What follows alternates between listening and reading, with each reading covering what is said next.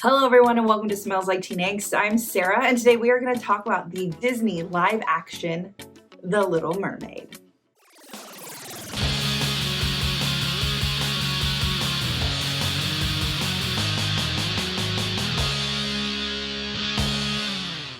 The Little Mermaid is an adaptation of a Hans Christian Andersen story that tells the story of a little mermaid named Ariel who is obsessed with the human world. Now, the original story is much darker than the original Disney animated version, but that doesn't mean we don't have a good time. In the Disney version, Ariel falls in love with a prince named Eric, and she makes a deal with a sea witch and gets legs, goes to the human world, and tries to make him fall in love with her. In the end, everyone gets a happy ending. Now, Disney is continuing their live action movie trend of making live action versions of their animated features, and this time we get The Little Mermaid. This film has an incredible cast. We have Halle Bailey as Ariel, Melissa McCarthy as Ursula, Awkwafina is Scuttle, Jacob Tremblay as Flounder, Javier Bardem as King Triton, Daveed Diggs is Sebastian, Jonah Hauer-King is our Prince Eric, and Noma Dumezweni is Queen Selena. Yes, Eric has parents. Now this review is going to be a little different than some of our others. I'm getting into spoiler territory, so I wanted to wait to release this until it's out in theaters so we can talk about it. All hands on deck! Abandon ship!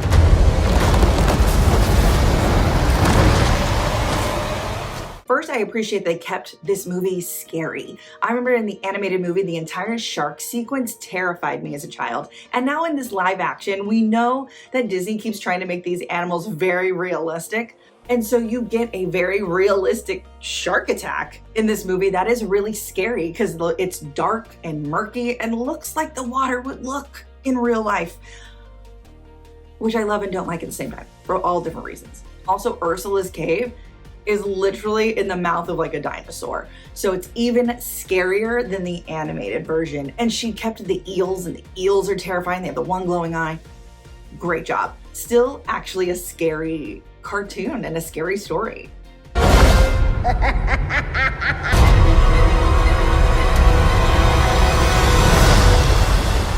The plot of the live-action Disney movie is basically the same. However, they do add some key elements that expand on a lot of relationships. First, we actually get to see Ariel and Eric fall in love. When Ariel becomes human and gets legs, she is taken in by Prince Eric's mother, and while sneaking around the castle, she finds Eric's hoarding room, trinket room, collectible room. That's what we're gonna go with. And she begins looking around and Eric finds her, and then they start bonding over all the amazing things that he also collects. Then they get to go out on a trip. And if you remember this from the animated version, we see Ariel trying to drive the horses and it gets crazy. So we get that as well. But then we have moments for them to continue building this relationship. They go throughout their village and Ariel gets to explore and shop, which she's never done, and just really get excited about the human world and building their friendship. Also, this added scene of Ariel and Eric going through the village gives us a Jodie Benson cameo. Jodie has been behind Halle taking over the reins of Ariel for so long. This woman has been playing the same character since 1989. Give her a rest. It's time for someone to take up the mantle. And she does it and she loves her. Halle is exquisite as Ariel. I think she looks like a mermaid. She's got a beautiful voice to give us the siren song, and her acting in this is incredible. And I can't imagine how hard it was because so much of this is green screen. So she's literally acting to like tennis balls and maybe like some puppetry hands. And the entire time I'm like, oh no, she sees it. She sees everything that's happening around her. And she embodies this character and brings her to life in such a magnificent way. You can't live in that world unless you become a human yourself. Is that even possible? That's what I live for. A pretty big change in the storyline of this is when Ariel signs the contract with Ursula. Ursula sprinkles in a little something extra and makes it so that Ariel does not remember that she has to kiss Eric. Now, this might upset some people, but I actually think it was a great change. This way, their connection is actually genuine. It's not just Ariel being like, I gotta make out with this guy. Instead, she's just has legs, and she is meeting Eric, who she fell in love with and saved in the shipwreck, and they get to bond naturally and genuinely instead of this like kiss hovering over them. And I think Halle and Jonah have really great chemistry together. They have a genuine love and care, and they just have fun, and it reads and bleeds through the screen. I also love the addition of the parent storyline. Now, we had King Triton in the original, who was like super anti-humans. They never really delved into it, but now we know it's because humans are what killed their mother. So I understand why they don't like the human world. And then you have Eric's mother, who sees the ocean gods and the ocean people and creatures as evil. So you have these two sides going on that are telling the same story from their own personal perspectives. This is a storyline they could have gone a little deeper into, but also that's not the point of this movie. It just was an overhanging thing that gets healed in the end with love. And I'm okay with that. Another thing I love about the Eric and Ariel relationship is how he figures out her name. It is so cute. The entire thing, I loved it. Seriously, this is like the best change that they did to this movie, was adding all of this cute bonding, actually getting to know each other stuff so they could naturally fall in love in 3 days. VANESSA. Let's talk about the actress who played VANESSA. She understood the assignment. Like, way to steal the end of the movie, girl. The entire thing was incredible. And I do love that this was a little bit of a change, since we got to have Eric and Ariel fall in love. While yes, VANESSA, as Ursula, gets to put him under a spell, he's still actually conflicted. He doesn't completely forget who Ariel is, and now he's trying to decide, like, oh, this girl that I've been searching for forever and thought I was in love with and said I would marry because she saved me, I'm trying to follow through on that promise, but I don't think it's actually what I want.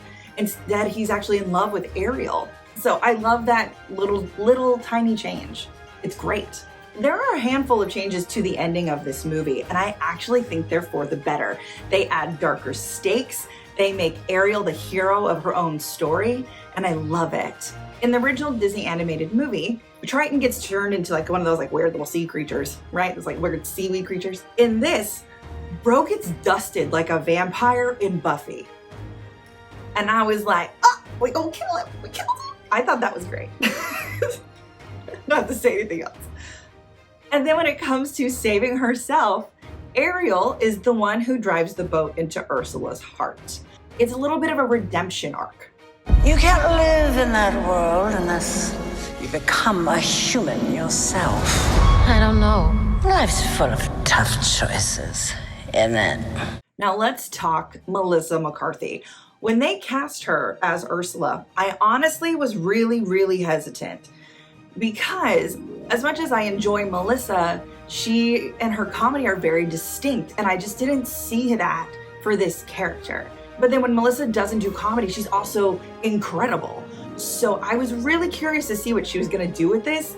And I know this is gonna sound crazy, but this is some of the best work Melissa McCarthy has ever done. She put her whole octopussy in this role. From the song, to the acting, to the chemistry with Halle's Ariel, the entire thing is phenomenal. And I know there's been some weird backlash from people about the makeup design for her, and I think it looks great in the movie. It's what Ursula looks like.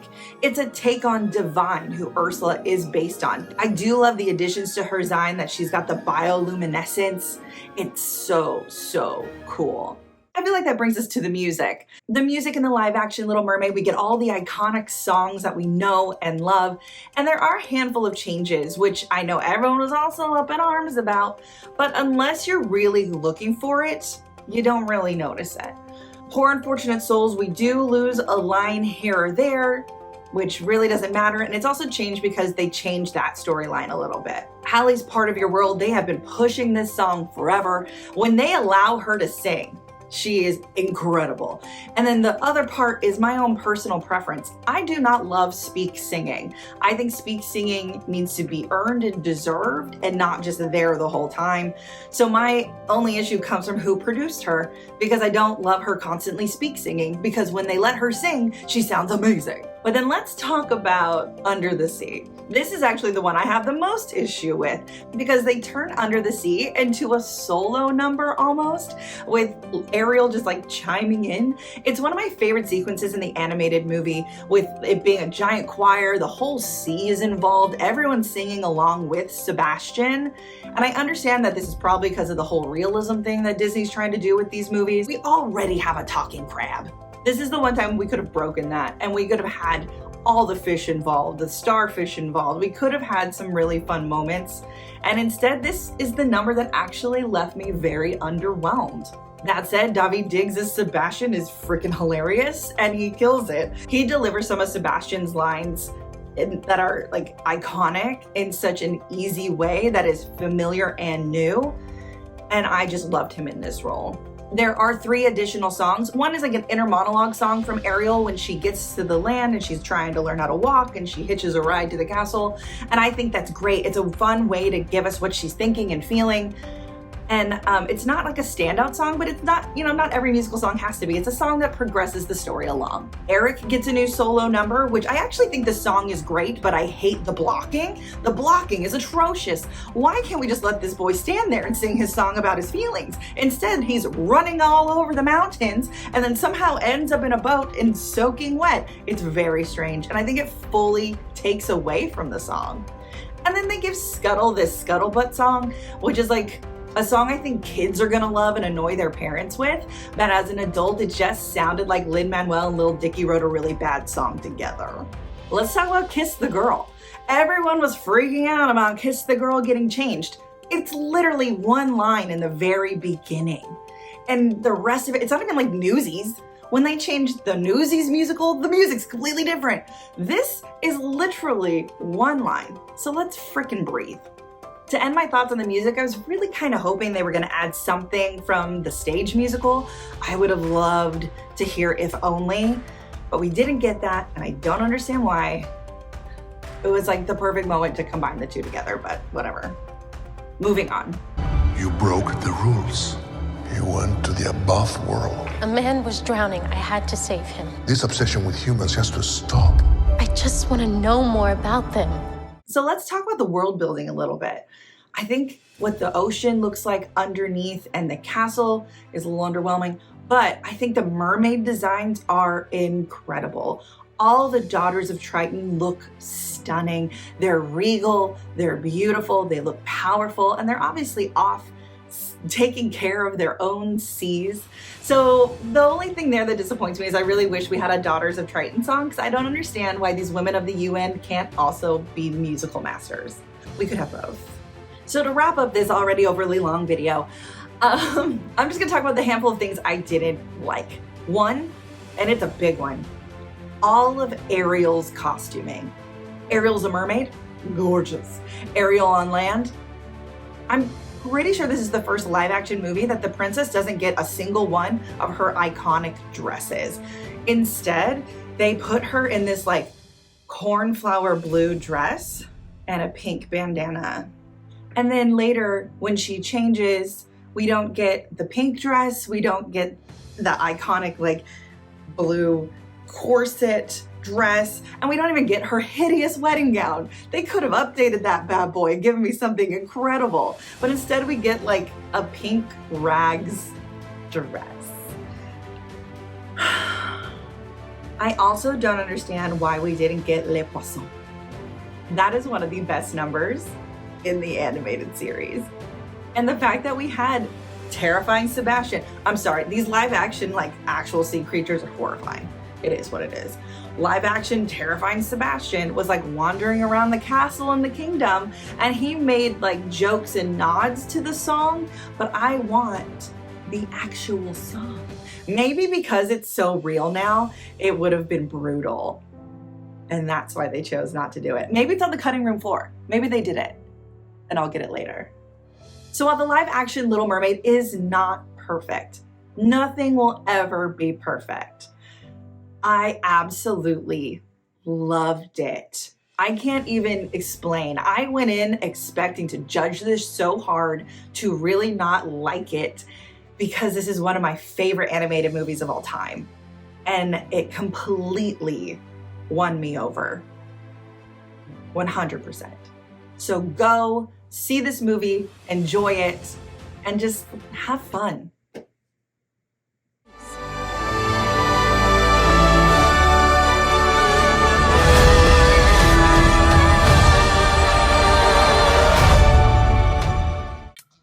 Thank you guys so much for watching. Again, I'm Sarah. Make sure you subscribe to our channel, comment, let me know what you think about the Little Mermaid live action movie. Let me know if any of my things that I enjoyed you didn't, and vice versa, because I love talking about these things with you. And then make sure you thumbs up this video and ring that bell so you don't miss out on any more angsty videos. Bye.